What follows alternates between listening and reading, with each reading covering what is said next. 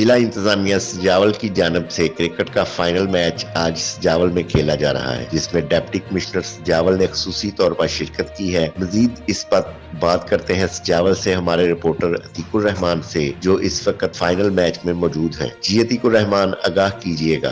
जी हाँ, बिल्कुल। जिला इंतजामिया सजावल की जानिब से सजावल में पहली मरतबा नाइट क्रिकेट क्लब का इनेकाद किया गया था। सजावल में आज फाइनल की तकरीब मुनक़िद की गई है। माह रमज़ान मुबारक में सजावल में पहली मरतबा इस तरह का टूर्नामेंट होने जा रहा है।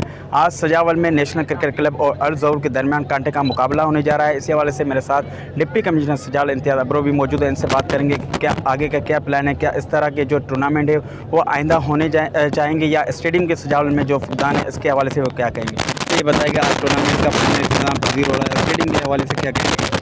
देखिए जी, बड़ा खुशनुमा दमा है, आपके सामने है और मौसम ने भी बड़ा साथ दिया हुआ है और सजावल के अवाम ने, सजावल की साफ़ी बरदरी, शहरी इत्तेहाद और जो हमारे सियासी समाजी दोस्त हैं, मीडिया के दोस्त हैं, उन सब का मैं शुक्रगुज़ार हूँ कि उन्होंने पहले भी एक इवेंट जब हमने किया था विंटर स्पोर्ट्स फेस्टिवल, उसमें बड़ा पॉजिटिव रिस्पांस आया था, जिससे इंकरेजमेंट मिलती है और टैलेंट उसमें निकला था। तो उस वजह से मुझे एक और आइडिया आया कि अगर क्यों ना हम इसको नाइट टेप बॉल टूर्नामेंट करवाएँ।